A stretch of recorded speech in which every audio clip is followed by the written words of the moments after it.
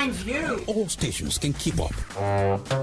At Adaba FM, we not only give you news at the speed of nanosecond, but we also break it down with up-to-date analysis, informed opinions, and distinct professionalism. That's why you love us. Adaba 88.9 FM, your go-to station. It's midday.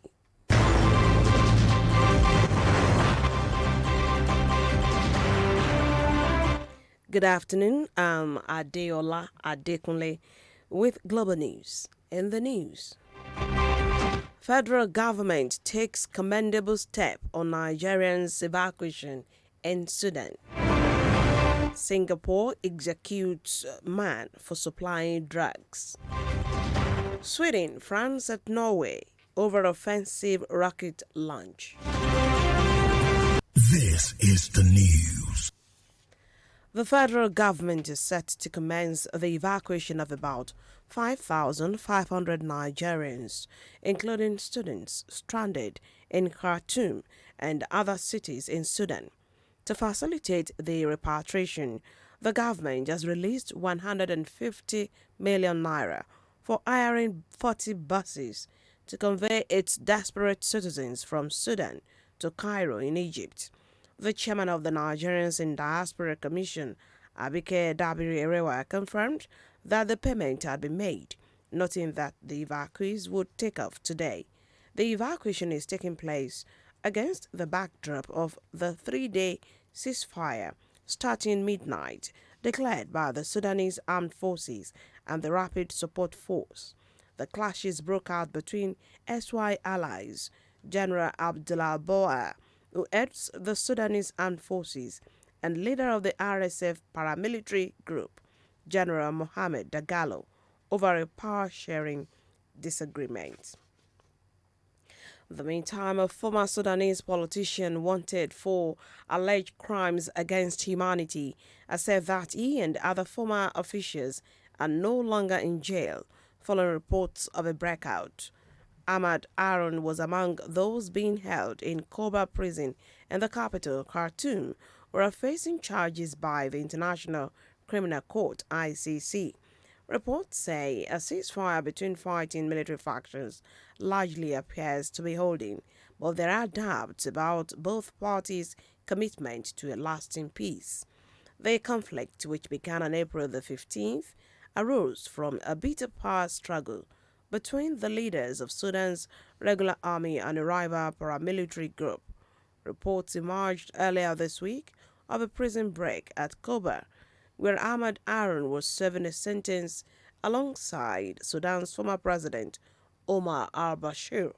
On Tuesday, Aaron confirmed in a statement aired on Sudan's Taba television that he and other fellow former officials had left the jail, saying he would be ready to appear before the judiciary whenever it was functioning. Meanwhile, a second evacuation flight rescuing UK nationals from war-torn Sudan has landed in Cyprus. The passengers and a further 39 from an earlier rescue flight on Tuesday are expected to be given the chance to fly to the UK from Larnaca Airport later.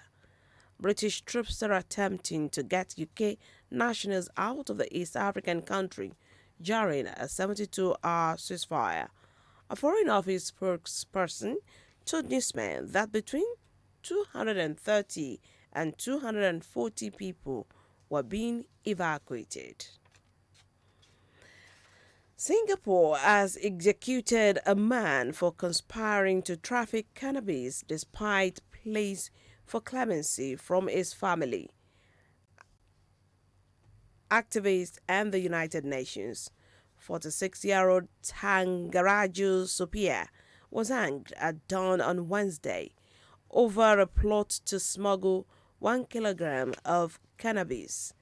Activists say he had been convicted on a weak evidence and received limited legal access during his prosecution, but Singapore authorities noted that he had been given a fair trial and criticized those who questioned the courts.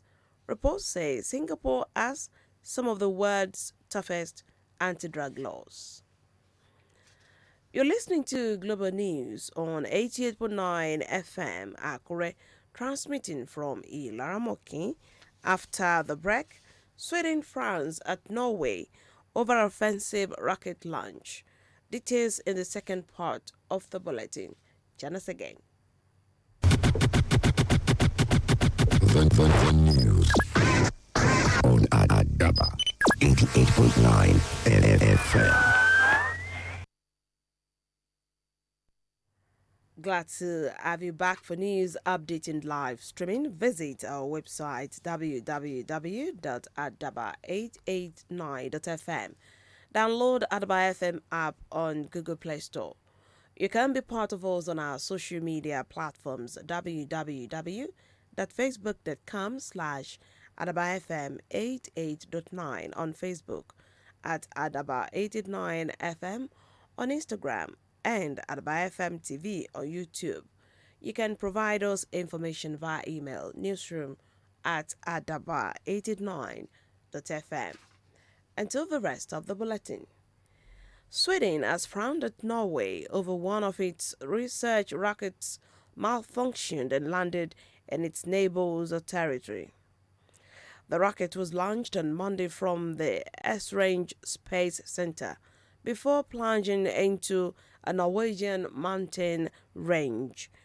However, the Swedish Space Corporation, which owns and runs the center, has apologized to Norway. But Norway has criticized Sweden for failing to formally notify its agencies in charge.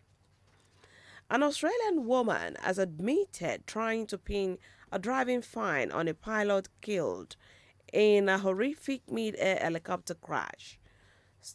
Stephanie Loy Bennett was caught using a phone while behind the wheel, but used details in Ashley Jackinson's obituary to accuse him of the offense. The UK-born pilot was among 4 people killed when 2 helicopters collided near Brisbane in January. Ms. Bennett pleaded guilty to fraud and identity theft on Wednesday. She will be sentenced in May. Police say the 33-year-old was sent a fine notice in early January, shortly after she was caught using her phone while driving, an offense which attracts a penalty of £575.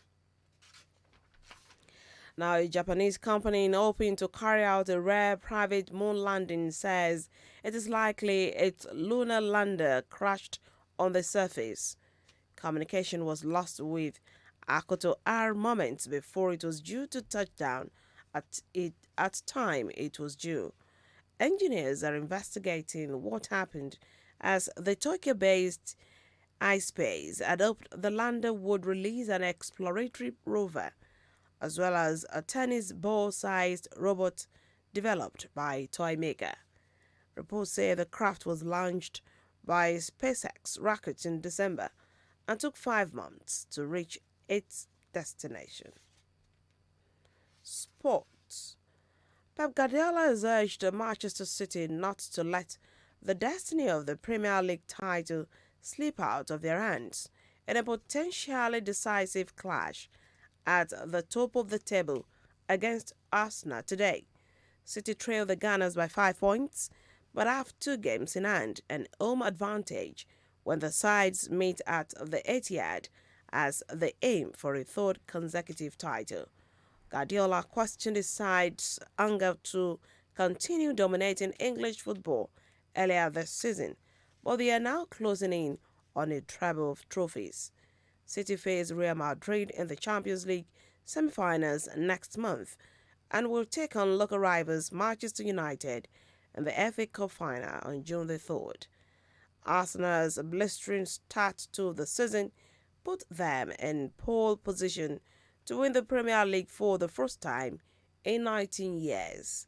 But Mikel Arteta's men have shown their inexperience in recent weeks as 3 consecutive draws have allowed City to closing down the home straight. And now to end global news, a recap of our top stories. We told you that the federal government is set to commence the evacuation of about 5,500 Nigerians, including students stranded in Khartoum and other cities in Sudan. Singapore has executed a man for conspiring to traffic cannabis despite pleas for clemency from his family, activists, and the United Nations. Lastly, we told you that Sweden has frowned at Norway after one of its research rockets malfunctioned and landed in its neighbor's territory. And that's Global News. It was edited by Olayi Kaujo. I'm Adeola Adekunle. Thank you for listening. Good afternoon.